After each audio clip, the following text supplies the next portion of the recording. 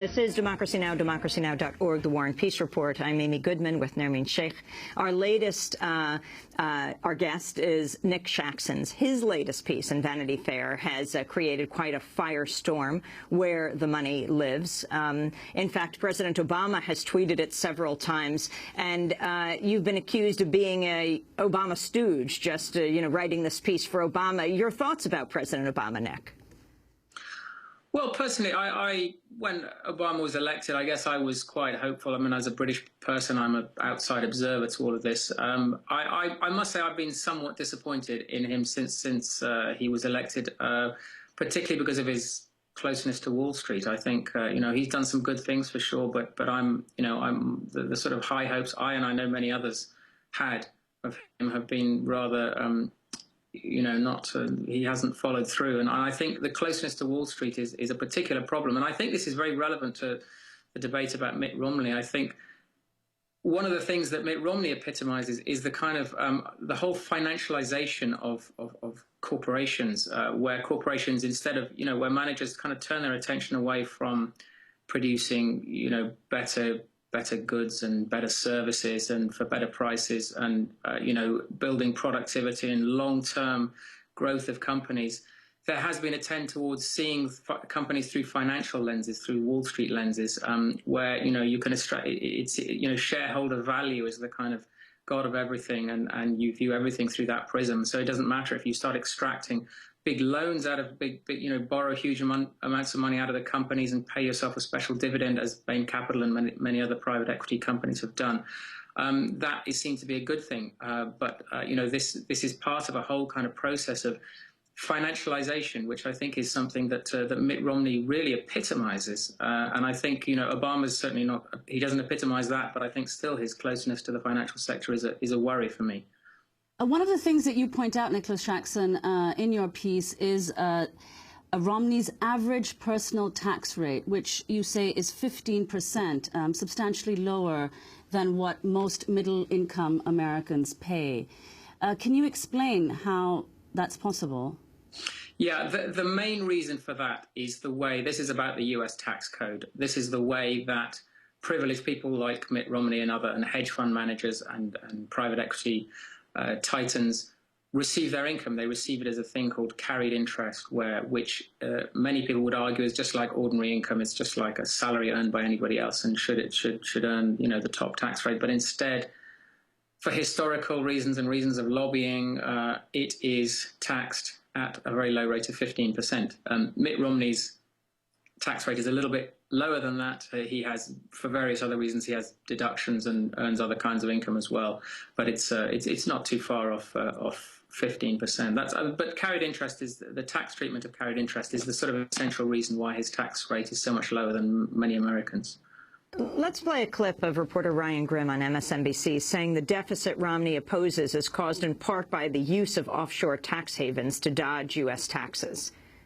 One reason we don't have that money is that so many rich people can afford sophisticated accountants who can hide the money in offshore tax havens. And then they can hire lobbyists who then write loopholes into the tax code. And now he wants to run for president complaining about the deficit and saying that the tax code is too complicated. I mean, at some point, you've just got to say, wait a minute, what are you talking about here? How common is Mitt Romney's use of these tax havens? How does the tax code shape what he and the extremely wealthy pay in taxes and what they're able to avoid paying? Nick Shaxson.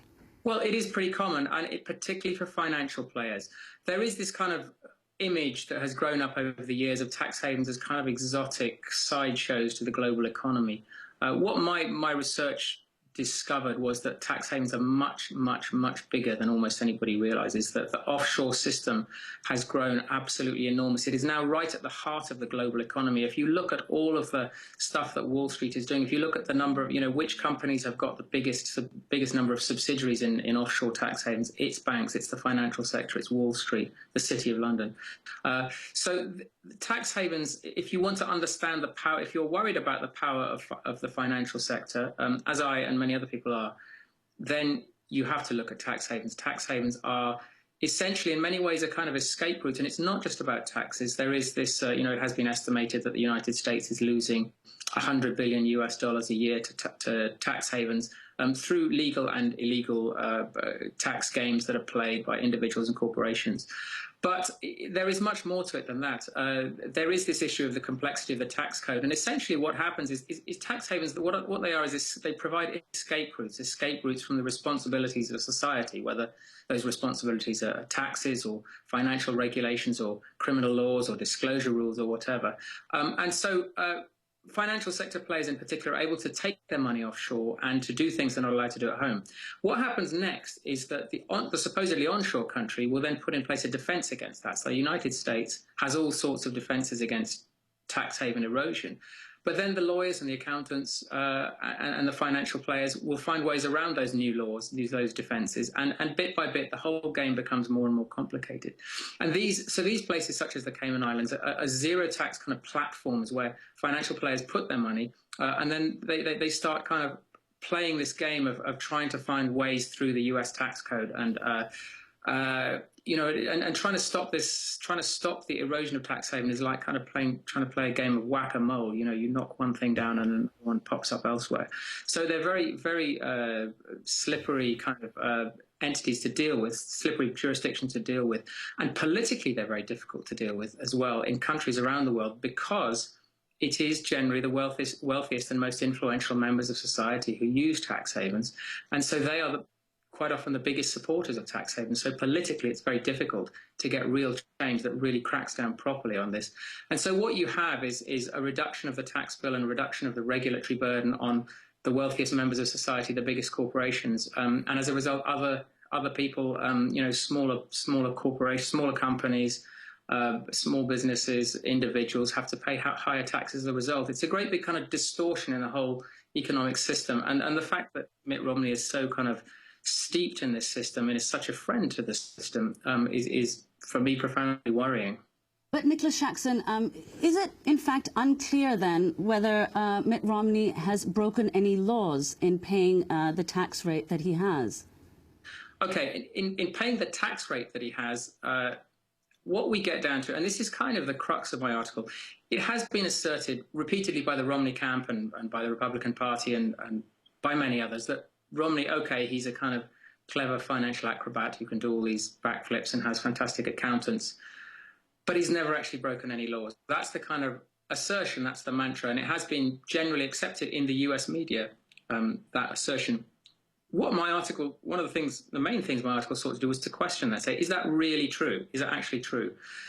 And the answer to that question of whether or not he broke any laws is not completely straightforward. Essentially, in the area of tax and in various other areas, the dividing line between what's legal and what's illegal is usually not very clear. There's usually a kind of fuzzy grey zone between the two. And when you're talking about offshore tax havens, that grey zone is often quite big. And I think one of the reasons my article has been so widely read is that it kind of establishes a pattern in the area of tax, but in other areas too, that Mitt Romney appears to be very confident striding into this grey zone where you can't directly say, okay, you've broken the law there.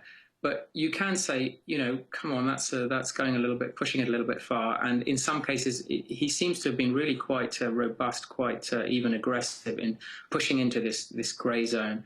And I think that's something that hasn't really yet, hadn't really yet been properly appreciated. And I think it is an important pattern to look at. Mitt Romney makes more than the median U.S. household income in just 5 hours. In an average work year, there are 2,080 work hours. He made $21.7 million in 2010. The median household income is about $50,000. It'll take the median household 433 years to make what Romney made in 2010. And Nick Shaxson, now, that's not illegal by any means. It puts him certainly in a very different category than other Americans. But you end your piece by talking about saying that Bain Capital has said it did everything required by the U.S. government. U.S. law doesn't require Bain Capital to enforce the tax laws of its investors' home countries. But the presence of Swiss trustees Bahama trusts, Panama corporations would raise red flags with any tax authority. It's what Mitt Romney says about this, you say, is what's of concern. Nicholas. Yes, this is a very important point. People see offshore tax havens as kind of, shady little islands somewhere, and there's a certain element of truth to that. But one of the things that I explore in my book, Treasure Islands, is that over the past few decades, particularly since the 1970s, the United States has itself been turning itself quite deliberately into a tax haven in its own right, a gigantic tax haven, attracting foreign money, a lot of illicit foreign money from overseas, through offering things such as special tax exemptions and secrecy, financial secrecy. The United States is one of the biggest offerers of financial secrecy in the world. Both at a federal level, these facilities are offered, and at a state level with states such as Delaware and Nevada and Wyoming kind of offering very, very low cost but very strong forms of secrecy through corporations.